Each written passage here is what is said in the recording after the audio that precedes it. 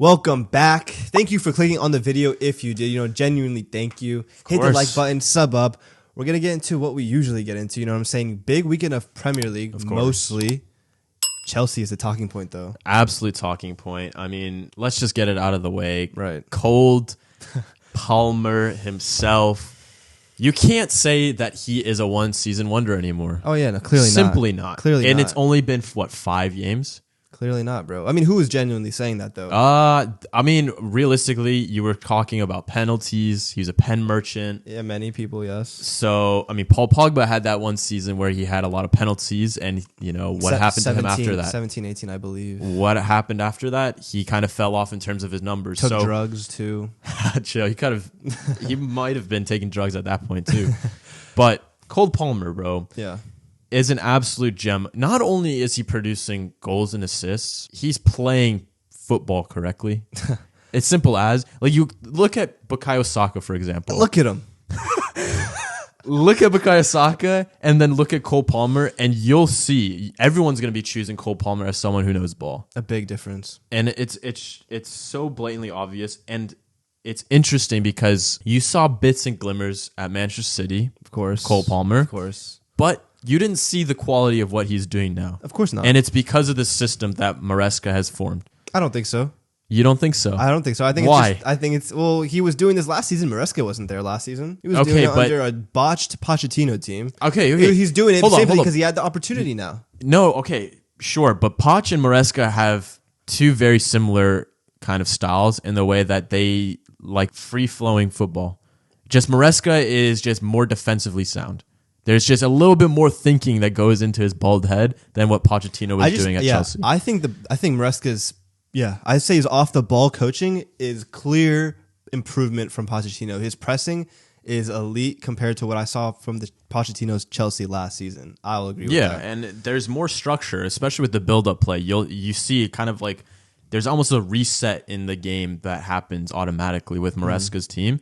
And I mean, like I said, that's just like an aspect to the game, but the free-flowing bit when the game gets a little bit rough and rowdy and there's just like back and forth, that's when this Chelsea actually thrives, and Cole Palmer especially just absolutely thrives under. In the transition? Quite frankly, this Cole Palmer is what everyone thought João Felix would have been at Atletico Madrid. Possibly, That is not a hot take, bro. Possibly. I mean, look, Cole Palmer, first player in Premier League history to score 4 goals in the first half or in one half of football. That's a mad stat. It's an insane stat. That's like... And it's not like this was some BS, Tyro Iwoni, tap-in, penalty, scruff, shoulder. I mean, look, yeah, he did score a penalty. 2 pens, mate. 2? It was not 2. Yeah. Nah.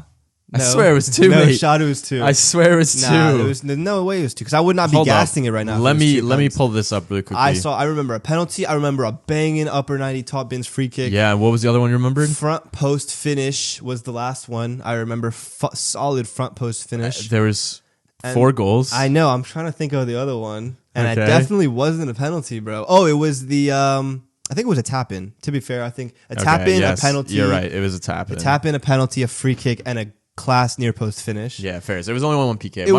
My fault, Cole. Yeah, come on now. My fault. I mean, it's an insane stat, insane performance. I mean, I haven't seen many players score 4 goals in a game. KDB did it like a couple years ago against Wolves, but not in one half. And, bro, I mean, I'm going to sit here and have to say it, bro.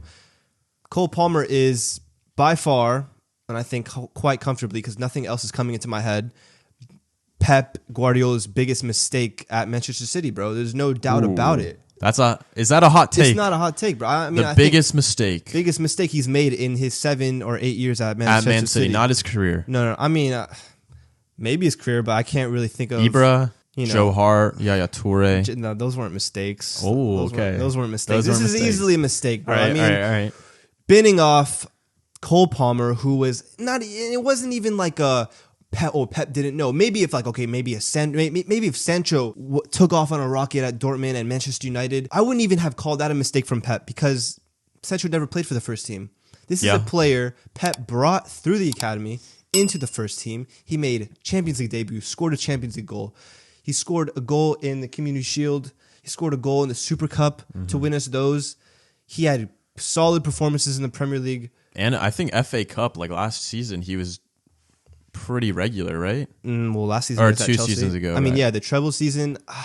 Like I think he was starting to get he- integrated a lot He more. was playing. I think he did play a couple FA Cup games, and it's just like, so this is a player. Pep knew his quality. He saw it firsthand on the touchline, and he still decided that, you know what, like, it's okay. You can go for 40 million.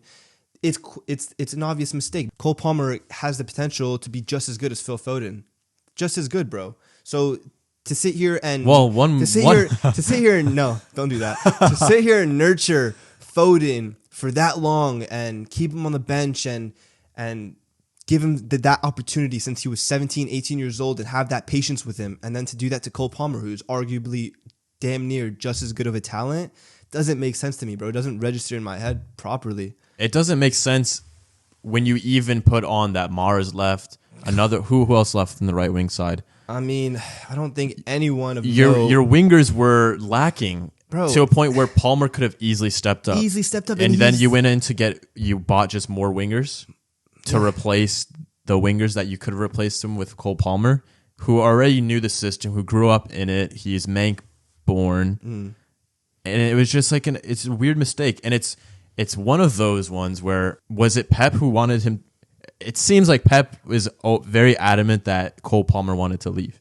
Yes. And that Pep wanted him, he was begging him to stay. But yeah, so I believe he says that about a lot of stuff. Yeah, I believe the situation was that Pep gave him an ultimatum. He gave him the ultimatum was that you either stay and you fight for minutes, or you go out, or you get sold. Whereas I think what Cole wanted to go on loan. He wanted a loan season to prove what he can do, to come back to City the next season. So Pep didn't even want him to go on loan. Pep said no. Pep said, you're not going on loan. That's insane. Pep said, you're not going on loan. You're either staying and you're fighting for your minutes, or you're leaving. And Cole said, you know, fair enough. I'm going to go to Chelsea. I'm going to show you what I can do. And he's doing it, bro. And he's doing it very easily. Nah, that's insane. And it's mad, bro. Yeah, with the situation, like what you just said, bro, like he was a perfect Mars replacement. The season Mars leaves, that's the season you sell Cole Palmer. Did Sterling leave? Sterling left a year before. And then you signed Savinho, who is a great replacement to Mahrez, but did you need him? And I'm very high on Savinho. I'm very high on him. Why couldn't you? Well, they had both? signed Doku before. And yeah, before Doku. Savinho. Yeah, exactly. And but I mean, Doku, I think, was more so maybe a Sterling replacement, whereas Cole Palmer's a bit different. Not the same type of player, not the same type of winger, but yeah, bro. It's all kind of, it hurts, bro. It honestly hurts me. As a City fan, this hurts me heavily, bro, because I was supposed to see Phil Foden, Cole Palmer, Liam Delap linking up. Delap. Just threw in Delap in there, bro. Nah, but genuinely, I wanted to see these academy prospects come up together and link up together because they had the talent, bro. It was obvious. I think Cole Palmer's a better talent than Oscar Bob. Why is Oscar Bob getting the chance? Why is he getting the chance that Cole Palmer never got? But that's also to say, if Oscar Bob leaves Man City, if Rico Lewis leaves Man City, because these are the types of players that you obviously the quality. Lavia left City. He got the minutes, and look what happens to him. He's regarded as a true starter in the Premier League. What happens if Rico Lewis leaves the Pep system and leaves and actually gets full 90 minutes? I think there's an argument to be made that he could be a better player somewhere else. You think so? I don't. What would we saw? We saw with Cole Palmer. No, you didn't see it with Cole Palmer. You didn't see a player go from decent to insanely good. You saw the same player be given opportunity, minutes, and a good system to thrive. This is the first person that's kind of broken that mold that didn't stay with Pep Guardiola when he had Pep's trust in the first team. Okay. We can, like you said, Sancho never really had the trust. Yeah. He wanted to leave. Raheem Diaz was getting there. Yes. But he never had the full trust. True. This is the first time we're seeing that a Man City academy gets in the first team, decides to leave right when he's about to get on to like the full 90 because maybe Pep's holding him back. Right. And it explodes. It's a good There's point. an argument. At the end of the day, I don't think there's a much better way to improve in football than a Pep education, bro. I don't think there is a better environment to improve as an individual than to play under Pep and to play around this Manchester City squad with the players that we have. So it's like, I don't think that Cole Palmer didn't leave to improve as a player. He left to show how good of a player he is right now. Yeah. So I agree. So the whole situation is mind-boggling to me, and how Pep and Cheeky and the Manchester City board didn't kind of see that, bro. It didn't prioritize him to break through and to create a bond with Rico Lewis, with Phil Foden, with Oscar Bob, with these players who two City fans are the players we want to see play and do well. Yeah, it's great to sign big stars, big names, and of course they, you know, bring in world-class talent that'll obviously improve the team, but there's nothing better than your academy producing a player and then because being the fans the top grow guy. attached to them, bro. Exactly, like bro. it's a win-win for literally everybody. Yeah, and I think that Cole Palmer could potentially be the reverse situation of KDB. I think that, you know, Chelsea are gonna get their get back, bro. It's that bad. It's potentially that bad. Yeah, exactly. And it's